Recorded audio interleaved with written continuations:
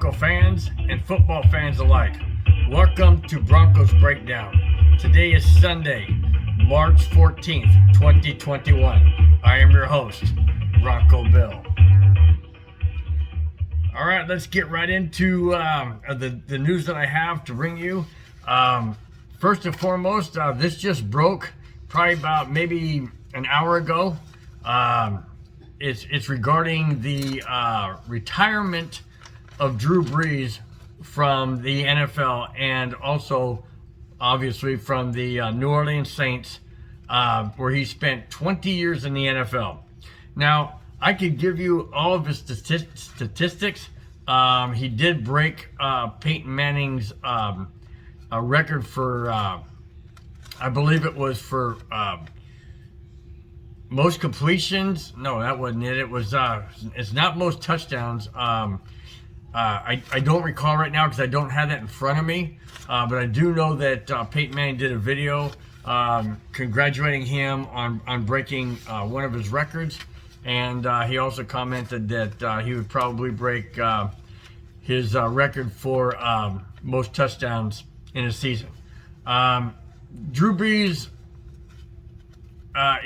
was a phenomenal quarterback. Super Bowl champion. He started out his career with the then San Diego Chargers. He played for them for 5 years. And he played for the Saints for 15. Now, he's retiring after 20 years in the league. He is, I believe, he is 42 years old. And I want to read this verbatim as to what he said to his fans and his appreciation for what they give him. And I quote, "After 20 years as a player in the NFL and 15 years as a Saint, it is time to retire from the game of football. We shared some amazing moments together, many of which are emblazoned in my heart and mind and will forever be a part of us. You have molded me, strengthened me, inspired me, and given me a lifetime of memories. I am only retiring from playing football. I am not retiring from New Orleans. This is not goodbye to you guys, rather a new beginning. Now my real life's work begins." So that's from Drew Lock, excuse me. That's from Drew Brees of the New Orleans Saints. And what a great career he had.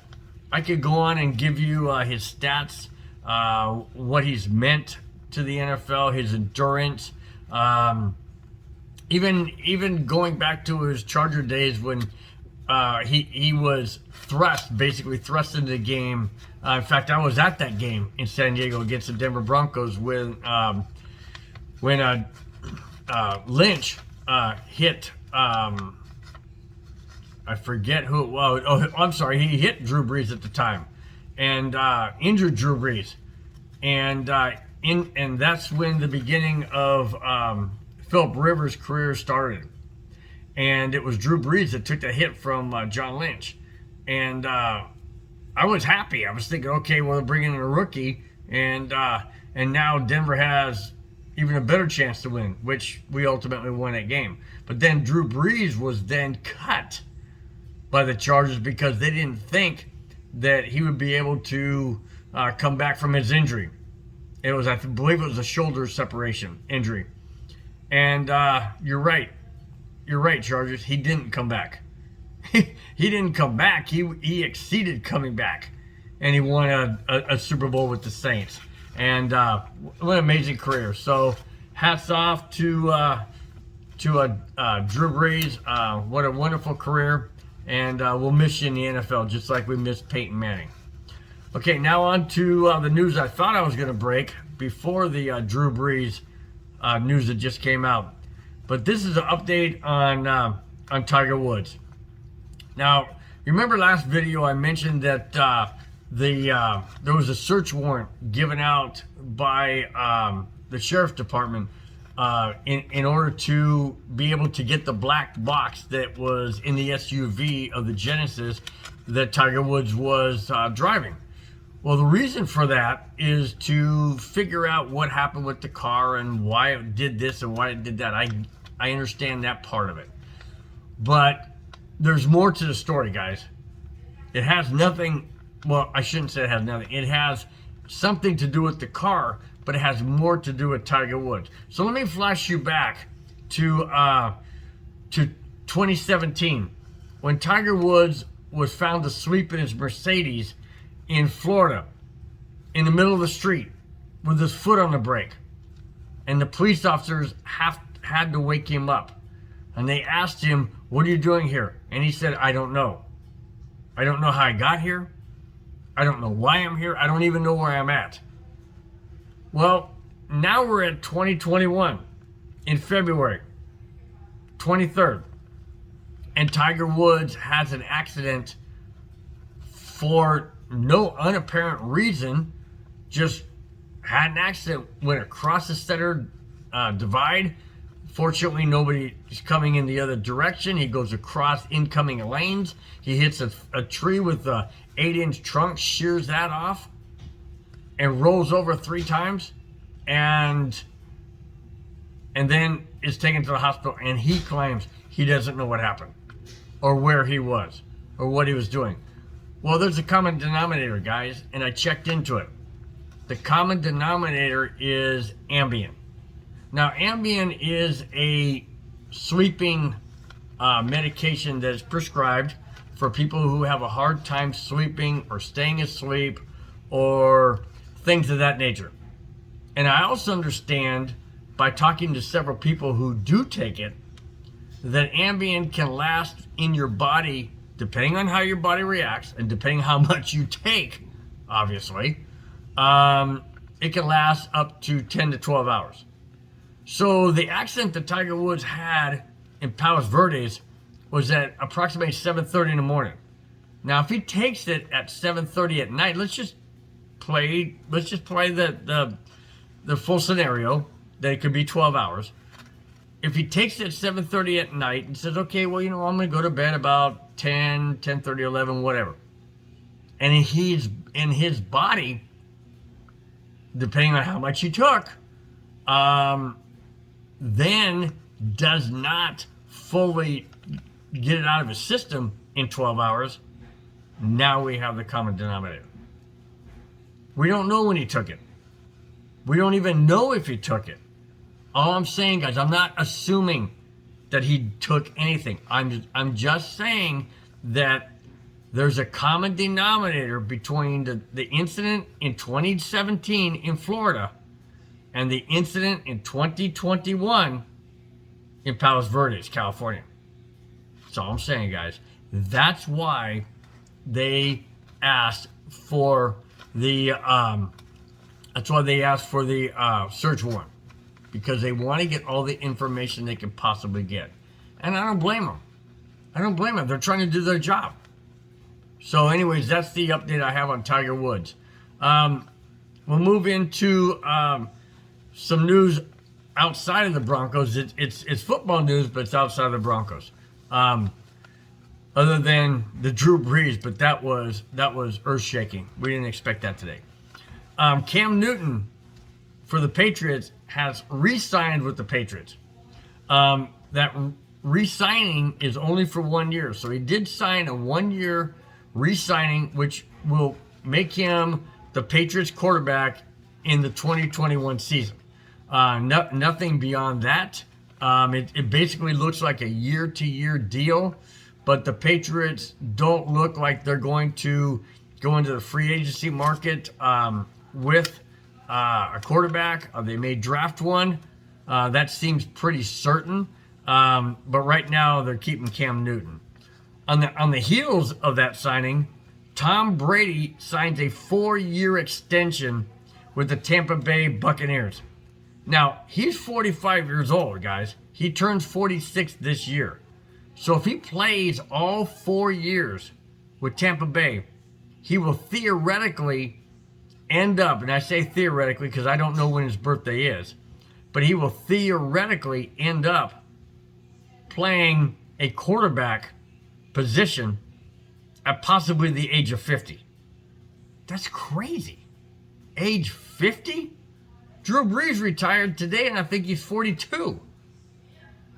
Amazing. amazing. Tom Brady is, he's amazing. I mean, say what you want about the guy. I can't stand him because he's that good. But what do you say about him? I mean, he's got 7 rings, guys. I mean, why not play to your 50 if you're that good? Okay, moving on to some Bronco news. A.J. Boye, who was released by the Broncos, I believe a week or so ago, has visited, hold on guys, brace yourself, he's visited with the Las Vegas Raiders. I know what you're thinking, same thing I'm thinking. We hate the Raiders. Why are you going to a team? Well, excuse me, he's not going there yet, but he's talking to him, or he did talk to him. And all the news that I've gathered from that meeting is he left without a commitment. Thank goodness. Don't want him going to a rival. Why? Why? Obviously payback to Denver on his part, but we don't want him going there. We don't want him going anywhere near the AFC West. That takes me to Melvin Gordon. Now, Melvin Gordon, last video I gave you said that his attorney was able to get his DUI trial pushed back. We'll have an update on that. The Denver District Attorney has dismissed Gordon's DUI charges due to evidentiary concerns. Now, I don't know what the meaning of evidentiary was, but I looked it up, and apparently what it means is if they don't have satisfaction in their evidence, like, eyewitnesses, comments or statements from the police, if there's contradictory statements, they have to basically throw those out. So I'm going to use a hypothetical thing. This has nothing to do with the actual Gordon case. Please do not misquote me, okay? I'm using this as an example. So let's say that an eyewitness says, I saw him weaving in and out of traffic and he looked impaired. The police show up, they pull him over. Gordon comes out, he says, yeah, I had a couple of drinks, whatever. And the police say, okay, well, we're taking you in for DUI. Okay, so they take him in and they bring in other witnesses. And they say, no, I was right behind him. I have a video cam that I have on my car. And he wasn't driving erratic at all. I mean, he was within the lines. He was great. Yeah, he was speeding. He was going fast, like 65 or 70 in a 35 mile per hour zone. Yeah, but he wasn't reckless, or he wasn't, swerving. So now you have evidence that is not substantial, and that's why they threw it out. Now, he did plead down to reckless driving, and so he had several points. I believe it was 6 or 7 points on his driver license that was hit. I don't know if it's not suspended. I don't know if there's anything else attached to that, but he did plead down to reckless driving, and the NFL commissioner could still impose a fine and or suspension due to misconduct to the NFL. So that's still on the boards as to see whether or not Gordon is going to play or be available to play for all 16 games of the Broncos season. That we don't know, and I have not gotten any updated information in regards to that. But I do know, and I just brought it to you, that his charges of DUI have been dismissed. Now, let's go to George Paton. George Paton, the Broncos GM, in his first month as GM, made this statement: I promise to add a proven quarterback competition for Drew Lock. So he is in the market to get a proven quarterback to push Drew Lock, to force Drew Lock to be better if Drew Lock can be better. We don't know that. We have not seen that. All we've seen is a yo-yo from Drew Lock. Up and down, up and down, up and down. And then sometimes just spinning like a lock does when you do the, I don't know, the dog wheel, whatever it's called. But anyways, he said he's going to bring in a proven quarterback. Well, who's that going to be? Is that going to be Watson? Probably not. Is it going to be, let's say, a Fitzpatrick? I don't know. He's talking about retiring too. Is it going to be a Derek Carr out of Oakland? Doubt it. I doubt it seriously. Hasn't been any real chatter. Or how about the Seattle quarterback? Could he be in play? We don't know. There hasn't been too much chatter anywhere. The only chatter that we've all heard, and I've brought to you many times in video, is Deshaun Watson. That's the only one. And I just heard the other day, 2 days ago, that the Houston Texans have slammed the door on trading him. They said, we are not trading him. He's our franchise quarterback. If he wants to sit or he wants to hold out, that's his choice. We are not trading him. So where is George Paton going to get a proven quarterback? Good point, guys. I have no clue. I haven't heard anything on that front. That takes me to my last point. Peyton Manning. Now, Peyton Manning came to Denver and went to 2 Super Bowls, won the division, in the AFC West 4 straight years. Incredible talent, incredible. Even though he was on his last legs, the Broncos got a Super Bowl championship in 2016 with Peyton Manning as quarterback. Now, this has been proposed or thought about, I should say, in the Denver sports talks and media. And here's what they say. They said that it's a possibility or a thought from a group to buy the Broncos with Peyton Manning being the focal point. Now, Peyton Manning loves Denver. His home is in Denver. His family is in Denver. And the fans love Peyton Manning. We all love Peyton Manning. Bronco fans love Peyton Manning. The state of Colorado loves Peyton Manning. So why not get a group together to finance and come up with the funds to purchase the Denver Broncos and keep them in Denver with the guy who embellishes, is that the right word? Who embellishes, let me use that one. Who just absolutely embellishes and loves the Denver Broncos and Colorado. Peyton Manning would be a perfect fit as owner. Absolutely perfect fit. He knows the game. He knows what it takes to win. And he has a mind for the game. And he has a mind for talent. And he has a mind for a vision. I say, come on, Manning, do the right thing. Do the right thing. Come up with a group that will keep the Broncos in Denver. Come up with a group that will buy the Denver Broncos, that will stop this nonsense of the Pat Bowlen kids, I should say, or children, because they're acting like children and kids, to quit bickering, sell the team, buy the team with a group that I know you can put together.